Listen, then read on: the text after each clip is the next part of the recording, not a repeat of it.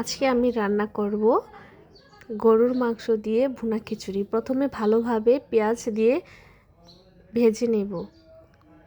এরপর গরম মশলা, তেজপাতা, লং সব কিছু ভালোভাবে দিয়ে নেব। এরপর বেশ কিছুক্ষণ পেঁয়াজগুলোকে নেড়ে ভাজা করে নেব।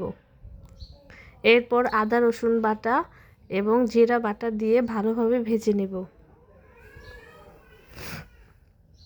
ভাজা হয়ে এলে হলুদ গুঁড়ো, লবণ, মরিচের গুঁড়ো, মাংসের মশলা ইত্যাদি দিয়ে ভালোভাবে কষিয়ে নেব। খুব সুন্দরভাবে কষিয়ে নিতে হবে যেন গন্ধ না আসে।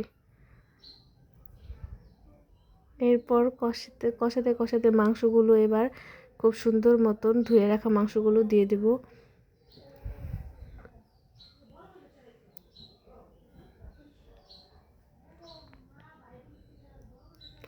এবার মাংসগুলোকে খুব ভালোভাবে কষিয়ে নেব।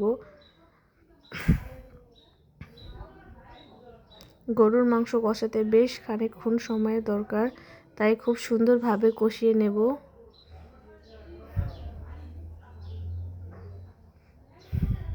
কষানো হয়ে গেলে এবার পরিমাণ মতো পানি দিয়ে দেব। এদিকে চালগুলো পরিমাণ মতো নিয়ে খুব সুন্দরভাবে ধুয়ে নিতে হবে। এদিকে আমি 1 কেজি পরিমাণ চাল নিয়েছিলাম। এরপর ডাল দিয়ে এবং মাংস দিয়ে ভালোভাবে কষিয়ে তার মধ্যে চালগুলোকে দিয়ে এবার নেড়েচেড়ে নিতে হবে। কিছুক্ষণ কষানোর পরে পানি দিয়ে দেব।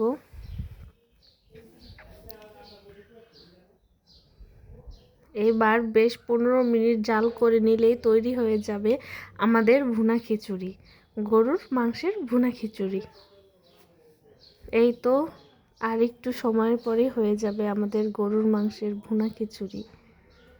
আজকের দুপুরের মেনুতে আমাদের ছিল গরুর মাংসের ভুনা খিচুড়ি। আর আপনাদের কি ছিল সবাই কমেন্ট করে জানাবেন।